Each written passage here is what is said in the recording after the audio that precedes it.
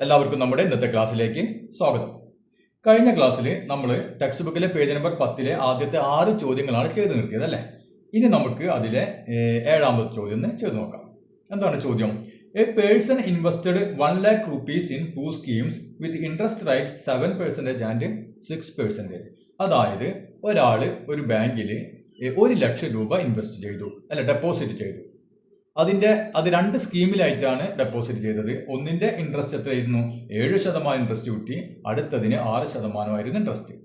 ഇനി after 1 year, ഒരു കൊല്ലം കഴിഞ്ഞപ്പോൾ they got 6,750 rupees as interest from both these together. Clear ആണല്ലോ? അതായത് ഒരു വർഷം കഴിഞ്ഞപ്പോൾ ഇദ്ദേഹത്തിന് മൊത്തം, അതായത് 2 സ്കീമിൽ നിന്നായിട്ട് 6,750 രൂപ ഇൻട്രസ്റ്റ് കിട്ടി. മൊത്തം കിട്ടിയ ഇൻട്രസ്റ്റ് ആണ് പറഞ്ഞിട്ടുള്ളത്. മനസ്സിലായില്ലേ? 2 സ്കീമിലാണ് ഇട്ടത്. അപ്പൊ 2 സ്കീമിൽ നിന്നും മൊത്തം 6,750 രൂപ ഇൻട്രസ്റ്റ് കിട്ടി. അങ്ങനെയാണെങ്കിൽ how much they invest in each scheme? ഓരോന്നിലും എത്ര രൂപ വെച്ചാണ് ഇൻവെസ്റ്റ് ചെയ്തത്, നിക്ഷേപിച്ചത്? ഇതാണ് നമ്മുടെ ചോദ്യം. അപ്പൊ ചോദ്യം ക്ലിയർ ആയി അല്ലേ? അപ്പൊ നമുക്ക് എന്ത് വേണം? നമുക്ക് ഈ 2 സ്കീമിലും എത്ര രൂപ വെച്ചാണ് ഇൻവെസ്റ്റ് ചെയ്തത് എന്നതാണ് കണ്ടുപിടിക്കേണ്ടത്. അപ്പൊ നമുക്ക് ആദ്യത്തെ ഫസ്റ്റ് സ്കീമിൽ ഇൻവെസ്റ്റ് ചെയ്ത റുപ്പീസ് എക്സ് രൂപയാണ് നമുക്ക് വിചാരിക്കാം. Amount invested in first scheme അല്ലെ, അതായത് ആദ്യത്തെ പദ്ധതിയിൽ നിക്ഷേപിച്ച തുക എത്രയാണ്? എക്സ്. അങ്ങനെയാണെങ്കിൽ രണ്ടാമത്തെ സ്കീമിൽ എത്ര രൂപ നിക്ഷേപിച്ചിട്ടുണ്ടായിരിക്കും? അപ്പൊ നമുക്ക് അത് എഴുതാം. എമൗണ്ട് ഇൻവെസ്റ്റഡ് ഇൻ ഫസ്റ്റ് സ്കീമിന് പകരം സെക്കൻഡ് സ്കീം അല്ലെ, second scheme. Amount invested in second scheme അല്ലേ. അപ്പൊ നമുക്ക് എന്തെന്ന് എഴുതാം? എത്രയായിരിക്കും എമൗണ്ട് ഇൻവെസ്റ്റ് ചെയ്തിട്ടുണ്ടാവാം? നോക്കിയാൽ ഇപ്പോൾ 1 ലക്ഷം, ആകെ 1 ലക്ഷമാണ്. അതിലിപ്പോൾ നോക്കിയാൽ ഒരു 60,000 രൂപ ആദ്യത്തേൽ ഇൻവെസ്റ്റ് ചെയ്തിട്ടുണ്ടെങ്കിൽ രണ്ടാമത്തേൽ എത്ര ഇൻവെസ്റ്റ് ചെയ്തിട്ടുണ്ടായിരിക്കും? 1 ലക്ഷത്തിൽ നിന്ന് നമ്മൾ 60,000 കുറച്ചാൽ 40,000 ഉത്തരം കിട്ടി അല്ലേ. അതുപോലെ ഇവിടെ നമുക്ക് ആദ്യത്തേൽ നമ്മൾ എക്സ് റുപ്പീസ്, നമുക്ക് എത്രയാണെന്ന് അറിയില്ല, അതുകൊണ്ട് നമ്മൾ എക്സ് റുപ്പീസ് ആണെങ്കിൽ രണ്ടാമത്തേൽ എത്ര ഉണ്ടായിരിക്കും? മൊത്തം 1 ലക്ഷമാണ്. അപ്പോൾ 1 ലക്ഷത്തിൽ നിന്ന് ഇത് കുറച്ചാൽ മതി അല്ലേ. അപ്പോൾ 1 ലക്ഷത്തിൽ നിന്ന് നമ്മൾ എക്സ് കുറയ്ക്കാം. ക്ലിയർ ആയല്ലോ? അപ്പൊ നമുക്ക് എന്ത് എഴുതാം? 1 ലക്ഷത്തിൽ നിന്ന് എക്സ് കുറച്ചെഴുതാം അല്ല. അതാണ് രണ്ടാമത്തെ സ്കീമിൽ നിക്ഷേപിച്ച തുക. മനസ്സിലായല്ലോ? Minus X. ഇനി നമുക്ക് ഓരോന്നിനും കിട്ടിയ ഇൻട്രസ്റ്റ്, പലിശ എത്രയാണെന്ന് നോക്കണം അല്ലെ.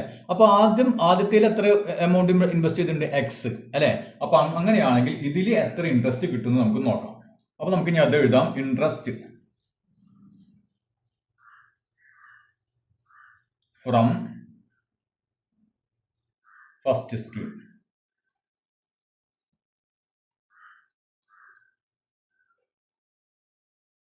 അതായത് ആദ്യത്തെ പദ്ധതിയിൽ നിന്ന് കിട്ടിയ പലിശ അല്ലെ. എത്രയായിരിക്കും പലിശ? നമുക്കറിയാം പലിശ എങ്ങനെ കണ്ടുപിടിക്കാം? നമ്മൾ ആദ്യം എമൗണ്ട് അല്ലെ, എമൗണ്ടിനെ എന്തുകൊണ്ട് നമ്മൾ ഗുണിച്ചാൽ മതി?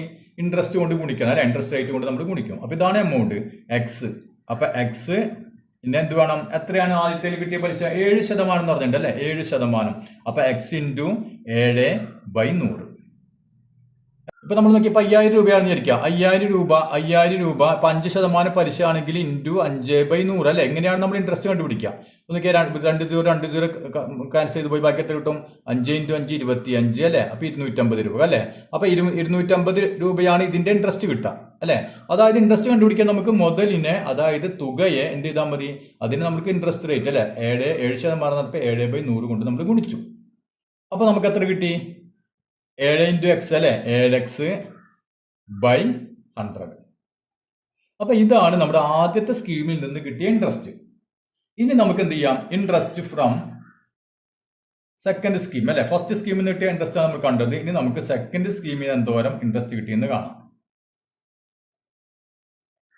അതായത് രണ്ടാമത്തെ പദ്ധതിയിൽ നിന്ന് ലഭിച്ച പലിശ സീക്വൽ ടു, ഇവിടെ നോക്കിയേ, രണ്ടാമത്തെ സ്കീമിൽ എത്ര രൂപ ഇയാൾ ഇൻവെസ്റ്റ് ചെയ്തു? ഇതാണ് രണ്ടാമത്തെ സ്കീമിൽ ഇട്ട തുക അല്ലെ.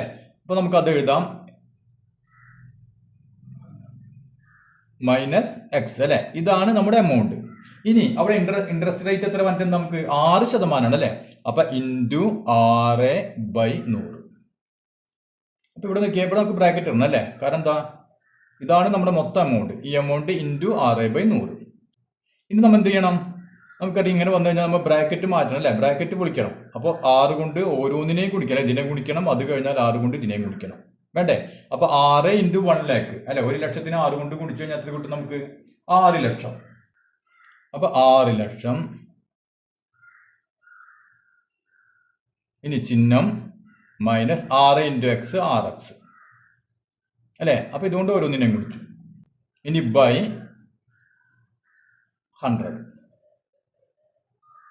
ഇപ്പൊ നമുക്ക് നോക്കിയേ, ആദ്യത്തെ സ്കീമിൽ നിന്ന് കിട്ടിയ ഇൻട്രസ്റ്റ് നമ്മൾ കണ്ടുപിടിച്ചു, 7x/100 എന്ന് കിട്ടി.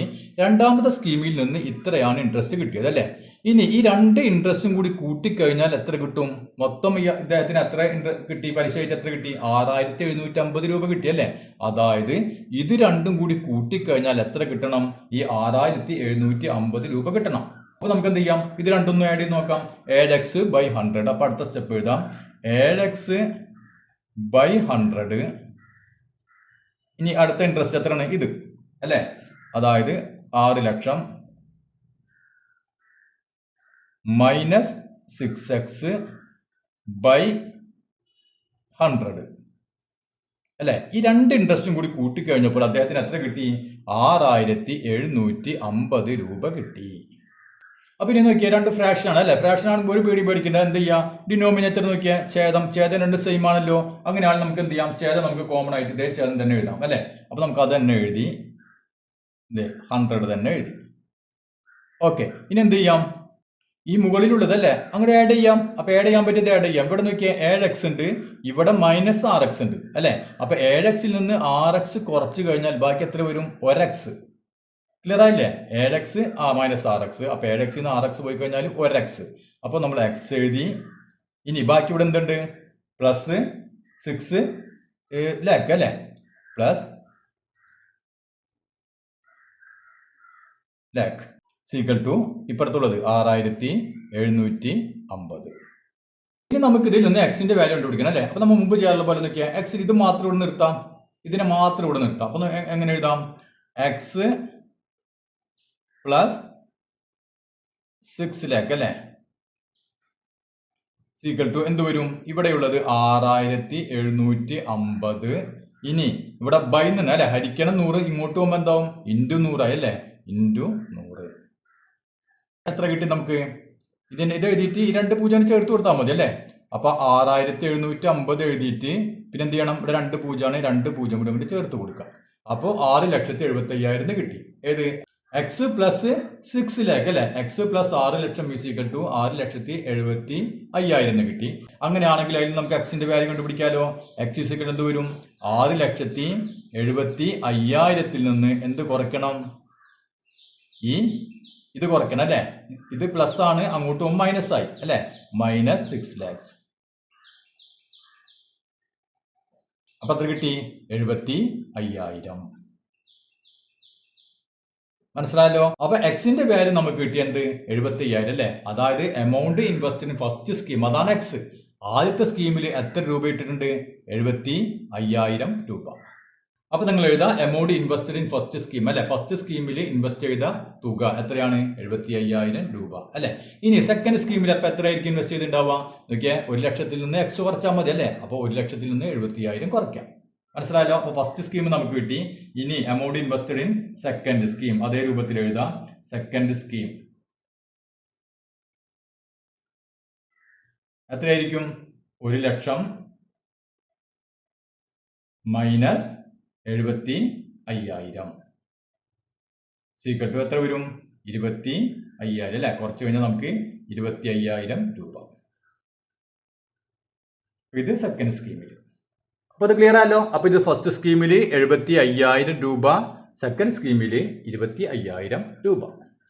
അപ്പൊ ഇനി നമുക്ക് അതിലെ 8ാമത്തെ ചോദ്യം ഒന്ന് ചെയ്ത് നോക്കാം. An object starts with a speed of u meter per second and travels along a straight line. ഒരു വസ്തു അല്ലെ, ഒരു വസ്തു സ്ട്രേറ്റ് ലൈൻ നേർവരയിലൂടെ ഇങ്ങനെ സഞ്ചരിച്ചുകൊണ്ടിരിക്കുകയാണ്. അതിന്റെ സ്റ്റാർട്ടിംഗ് സ്പീഡ് എന്താണെന്ന് പറഞ്ഞിട്ടുണ്ട്? u meter per second ആണെന്ന് പറഞ്ഞിട്ടുണ്ട്. ഇനി എന്താണ് പറഞ്ഞത് അടുത്തത്? If the speed increases at the rate of a meter per second every second, the speed at t second is u plus at. അതായത് ഈ വസ്തുവിന്റെ സ്പീഡ് എന്താണ്? ഇൻക്രീസ്, അതായത് ഇങ്ങനെ വർദ്ധിച്ചുകൊണ്ടിരിക്കുകയാണ്. എങ്ങനെ? a meter per second അല്ലെ. a meter per second എന്ന റേറ്റിൽ ഈ വസ്തുവിന്റെ സ്പീഡ് ഇങ്ങനെ കൂടിക്കൊണ്ടിരിക്കുകയാണ്. ഇപ്പൊ നമുക്ക് ഒരു സെക്കൻഡിലെ സ്പീഡ് ടി സെക്കൻഡിലെ സ്പീഡ് കണ്ടുപിടിക്കാനുള്ള ഇക്വേഷൻ നമുക്ക് തന്നിട്ടുണ്ട്. എന്താണ്? u പ്ലസ് എ ടി അല്ലെ. u പ്ലസ് എ ടി ഇതാണ് ടി സെക്കൻഡിലെ സ്പീഡ് കണ്ടുപിടിക്കാനുള്ള ഇക്വേഷൻ. അപ്പൊ യു എന്ന് പറയുന്നത് എന്താണ്? യു എന്ന് പറയുന്നത് സ്റ്റാർട്ടിംഗ് സ്പീഡാണ്. എ എന്ന് പറയുന്നതോ റേറ്റ് ഓഫ് ഇൻക്രീസിംഗ് സ്പീഡ് അല്ലെ, അതായത് സ്പീഡ് വർദ്ധിക്കുന്നതിന്റെ നിരക്ക്, അതാണ് എ എന്ന് പറഞ്ഞത്. ഇനി എന്താണ് പറഞ്ഞിട്ടുള്ളത്? ദി സ്പീഡ് അറ്റ് 1 സെക്കൻഡ് അല്ലെ, അതായത് ആദ്യത്തെ സെക്കൻഡിലെ സ്പീഡ് എത്രയാണ്? 5 മീറ്റർ പെർ സെക്കൻഡ് ആണ്. And at 5 second 13 metre per second. ഇനി 5 സെക്കൻഡിലോ 13 മീറ്റർ പെർ സെക്കൻഡ് ആണ് അല്ലെ. അപ്പൊ 2 ടൈമിലെ സ്പീഡ് നമുക്ക് തന്നിട്ടുണ്ട് അല്ലെ. ഇനി എന്താണ് ചോദ്യം? What is the rate at which speed is increasing അല്ലെ, അതായത് സ്പീഡ് ഇൻക്രീസ് വർദ്ധിക്കുന്നതിന്റെ നിരക്ക് എത്രയാണ്? അപ്പൊ നമ്മൾ ഇവിടെ എ കണ്ടുപിടിക്കണം. പിന്നെയോ what was the starting speed, starting speed കണ്ടുപിടിക്കണം, അതായത് യു അല്ലെ. യു ആണ് സ്റ്റാർട്ടിംഗ് സ്പീഡ് എന്ന് പറഞ്ഞിട്ടുണ്ട്. അപ്പൊ എയും യുവും നമ്മൾ കണ്ടുപിടിക്കണം. ഇതാണ് ചോദ്യം. അപ്പൊ ചോദ്യം വായിക്കുമ്പോൾ നമുക്ക് വലിയ ബുദ്ധിമുട്ടുള്ള ചോദ്യമായി തോന്നും. പക്ഷെ നോക്കിയാൽ ശ്രദ്ധിച്ച് വായിക്കാം, വളരെ സിമ്പിൾ ആയിട്ട് നമുക്ക് ചെയ്യാൻ പറ്റും. ഇവിടെ നോക്കിയാൽ ഒരു വസ്തു നേർരേഖയിലൂടെ സഞ്ചരിക്കുന്നു അല്ലെ. അപ്പൊ അതിന്റെ സ്പീഡ് കണ്ടുപിടിക്കാനുള്ള ഇക്വേഷൻ നമുക്ക് ഇവിടെ തന്നിട്ടുണ്ട്. എന്താണ്? u plus A T. അപ്പൊ നമുക്ക് ആദ്യം അത് എഴുതാം, സ്പീഡ് അറ്റ് ടി സെക്കൻഡ്. അപ്പൊ നോക്കിയാൽ സ്പീഡ് അറ്റ് ടി സെക്കൻഡ് അല്ലെ. അപ്പൊ മലയാളം മീഡിയക്കാർ എങ്ങനെ എഴുതണം? വസ്തുവിന്റെ ടി സെക്കൻഡിലെ സ്പീഡ് എങ്ങനെയാണ് നമ്മൾ കണ്ടുപിടിക്കുക? u പ്ലസ് എ ടി അല്ലെ. അപ്പൊ അവിടെ u എന്ന് പറയുന്നത് എന്താണ്? സ്റ്റാർട്ടിംഗ് സ്പീഡാണ്. അതുപോലെ എ എന്ന് പറഞ്ഞാലോ സ്പീഡ് വർദ്ധിക്കുന്നതിന്റെ നിരക്ക് അല്ലെ. ഇനി നമുക്ക് നോക്കിയാൽ 2 സ്പീഡുകൾ വന്നിട്ടുണ്ട് അല്ലെ, അതായത് സ്പീഡ് അറ്റ് 1 സെക്കൻഡ്. അപ്പൊ ആദ്യത്തെ 1 സെക്കൻഡിലെ സ്പീഡ് നമുക്ക് വന്നിട്ടുണ്ട് 5 മീറ്റർ പെർ സെക്കൻഡ് അല്ലെ. അപ്പൊ നമുക്കിനി അത് എഴുതാം, സ്പീഡ് അറ്റ് 1 സെക്കൻഡ് അല്ലെ. അപ്പൊ ആദ്യത്തെ സെക്കൻഡിലെ സ്പീഡ് എത്രയാണ് നമുക്ക് വന്നിട്ടുണ്ട്? 5 മീറ്റർ പെർ സെക്കൻഡ് അല്ലെ.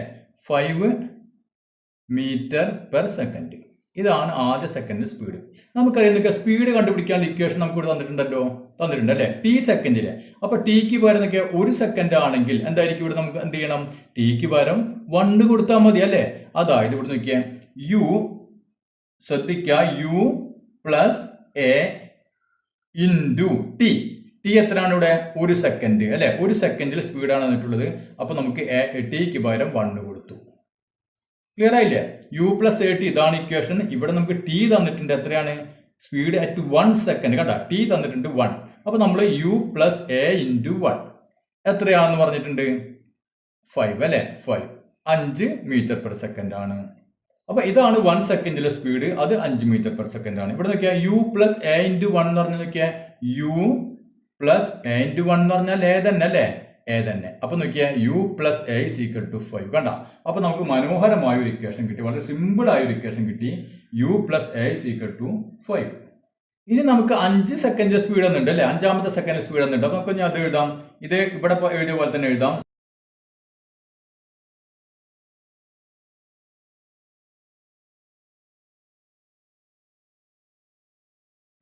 അതായത് 5ാമത്തെ സെക്കൻഡിലെ സ്പീഡ് എത്രയാണ്? 5ാമത്തെ സെക്കൻഡിലെ സ്പീഡ് 13 മീറ്റർ പെർ സെക്കൻഡ് അല്ലേ, 13 metre per second.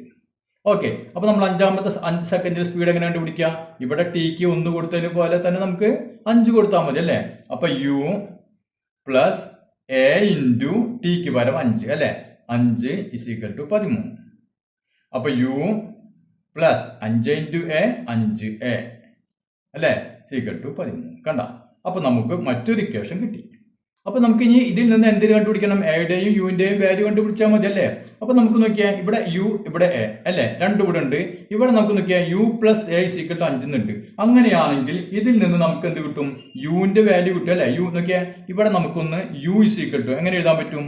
U equal to 5, ഇപ്പുറത്തുള്ള 5 അങ്ങനെ എഴുതി, 5 ഈ ആൻ ഇങ്ങോട്ടും ഉണ്ടായാൽ മതി അല്ലെ, 5 മൈനസ് എ. കണ്ട, അപ്പൊ ഇതിൽ നിന്ന് നമുക്ക് യു കിട്ടി. U equal to 5 minus A എന്ന് കിട്ടി അല്ലെ, കിട്ടിയില്ലേ? അപ്പൊ അതിനെ നമുക്ക് ഇക്വേഷൻ നമ്പർ 1 എന്ന് കൊടുക്കാം, ഇതിനെ നമുക്ക് ഇക്വേഷൻ നമ്പർ 2 എന്ന് കൊടുക്കാം.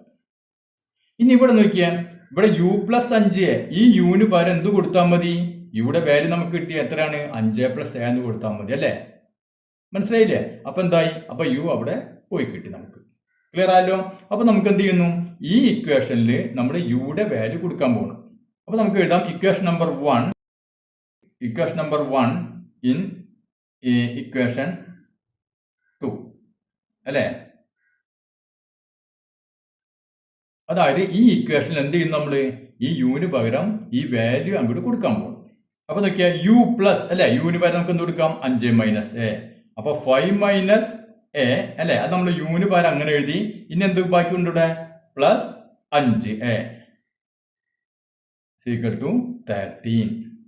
ഇനി ഇവിടെ ഒക്കെ 5 അല്ലെ, മൈനസ് എ പ്ലസ് 5a. ഇവിടെ ഒക്കെ പ്ലസ് 5 ഉണ്ട്, ഒരു മൈനസ് ഉണ്ട്. അപ്പൊ എത്ര വരും?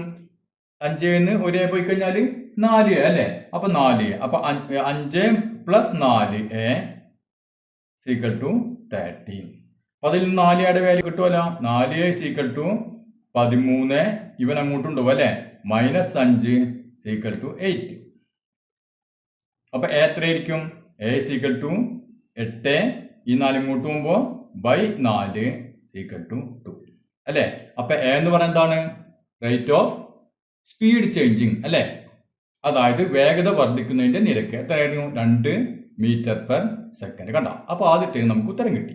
ഇനി നമുക്ക് യു കണ്ടുപിടിക്കണം അല്ലെ. അപ്പൊ യു കണ്ടുപിടിക്കാൻ നോക്കിയാൽ U equal to 5 minus A അല്ലെ, ഇക്വേഷൻ ഇല്ലേ, ആ ഇക്വേഷൻ അങ്ങോട്ട് കൊടുത്താൽ പോരെ. അപ്പൊ യു അല്ലെ ഈക്വൽ ടു 5 മൈനസ് എ അല്ലെ, അതായത് 5 മൈനസ് എ നമുക്ക് കിട്ടിയിട്ടുണ്ട് 2 ഈക്വൽ ടു 3 അല്ലെ. യു എന്ന് പറഞ്ഞാൽ എന്താണ്? 3 മീറ്റർ പെർ സെക്കൻഡ്. യു എന്ന് പറഞ്ഞാൽ നമ്മുടെ സ്റ്റാർട്ടിംഗ് സ്പീഡ് അല്ലെ. അപ്പൊ starting speed 3 metre per second. അതുപോലെ റേറ്റ് ഓഫ് സ്പീഡ് ഇൻക്രീസിങ് അല്ലെ, അതായത് വേഗത കൂടുന്നതിന്റെ നിരക്ക് 2 മീറ്റർ പെർ സെക്കൻഡ്. അപ്പൊ ഇന്നത്തെ ക്ലാസ് എല്ലാവർക്കും മനസ്സിലായത് കരുതുന്നു. ഇനി നമുക്ക് അടുത്ത ഭാഗങ്ങൾ അടുത്ത ക്ലാസ്സിൽ ചെയ്യാം.